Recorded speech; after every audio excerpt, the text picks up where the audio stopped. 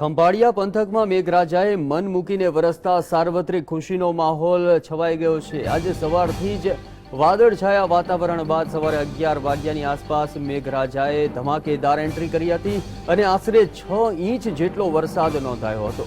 મુશળધાર વરસાદના કારણે માર્ગો પાણી થઈ ગયા હતા। આ અંગે વધુ વાત કરી અમારા સંવાદદાતા ભરત સાથે। જી ભરત, રહીને મેઘરાજાએ મહેર કરી છે, કઈ રીતનો માહોલ જોવા મળી રહ્યો છે?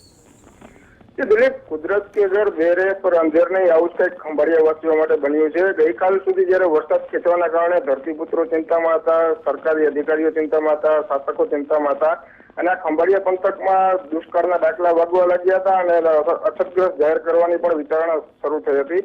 પરંતુ આજે બપોરે 12 વાગ્યે આજે અચાનક જ ધમાકેદાર વરસાદ શરૂ થયો હતો અને 12 થી 2 દરમિયાન જ 150 મિલી એટલે કે 6 ઇંચ જેટલો વરસાદ પડી ચૂક્યો છે અને હાલ પણ આ વરસાદ અવિરત ખંભાળિયા પંથકમાં ચાલુ છે। આવા ધોધમાર વરસાદના કારણે ખંભાળિયાના જે શહેરના જે અલગ અલગ વિસ્તારો છે તેમાં પણ હાલ પાણી ભરાવાની સ્થિતિ સર્જાય છે। દિલીપ, જી ભરત, માત્ર 2 કલાકમાં 6 ઇંચ જેટલો વરસાદ વરસ્યો છે, ત્યારે જળાશયોમાં નવા નીરની આવક અંગે કોઈ માહિતી મળી શકી છે? બિલકુલ દિલીપ, હજુ વરસાદ ચાલુ છે, જેના કારણે હજુ કોઈ જળાશયની આવક જાણી શકાય નથી। પરંતુ એક વાત ચોક્કસ છે કે ધોધમાર જે બે કલાકની અંદર 6 ઇંચ જેટલો વરસાદ પડ્યો છે કે જેના કારણે પીવાના પાણીની સમસ્યાનું પણ હાલ મોટા ભાગનું સમાધાન કરી શક્યું હોય તેવું હાલ દેખાઈ રહ્યું છે।